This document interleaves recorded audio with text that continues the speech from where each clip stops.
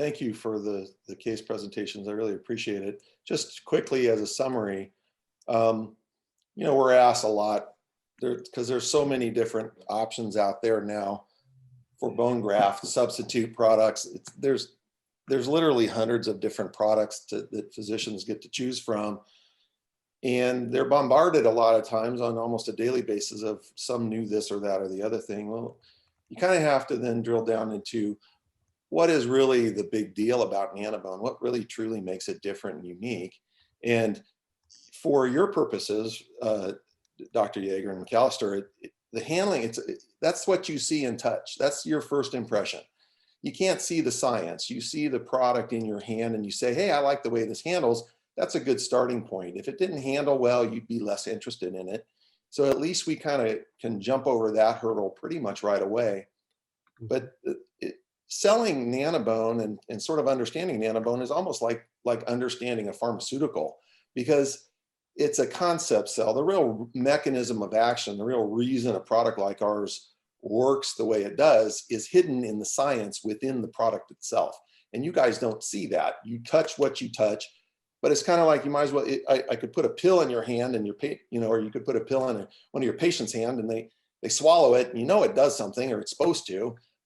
You don't know how, but it does. For our purposes, drilling down into some of the basics with regards to what makes NanoBone unique, different, and quite frankly, better starts with the foundation of the product, which is this bioidentical HA, 50 nanometers by 3 nanometers. We're the only company in the world that does that. So that product didn't exist before one of our founders over in Germany, an applied physicist, figured out that that's what he needed to have a successful product, sort of a new generation of synthetic. It needed to start with the right size and shape of HA that happens to be bioidentical. So he produced a synthesis method where we actually create that. We're the only company in the world that does that, building HA 50 nanometers by 3 nanometers. The next step then is to put it into a form that you can actually work with. That's combining it with this amorphous silica gel that is essentially like a proxy for type 1 collagen. In bone, you have your nanocrystalline particles of HA effectively suspended in type 1 collagen. That's your bone matrix.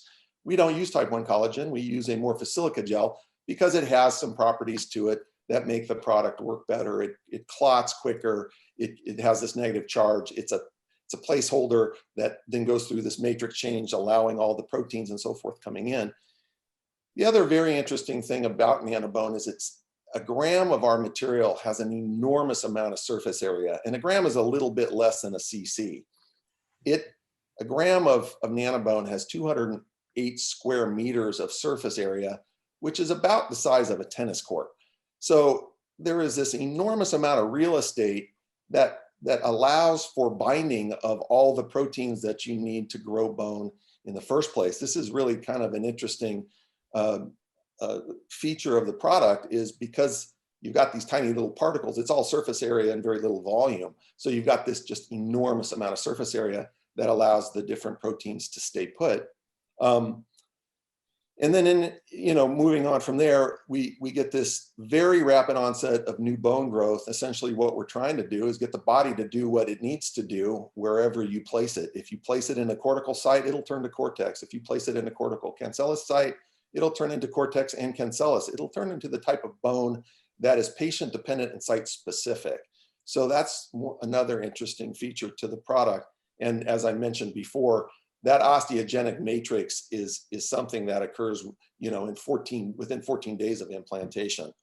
In clinical cases, as you've seen here with the presentations that our presenters have done earlier, we get the material will convert all the way to natural autologous bone in quite frankly, less than 6 months. We've got evidence of full clinical and radiographical healing in as little as 8 weeks, and that's on some pretty major cases with a lot of bone graft. Other products don't make those kind of claims. So it really sets us apart from the rest of the sort of noise that's out there and all the slew of products that are on the market right now. We really do have a patented, chemically unique, very interesting sort of next generation synthetic bone graft substitute.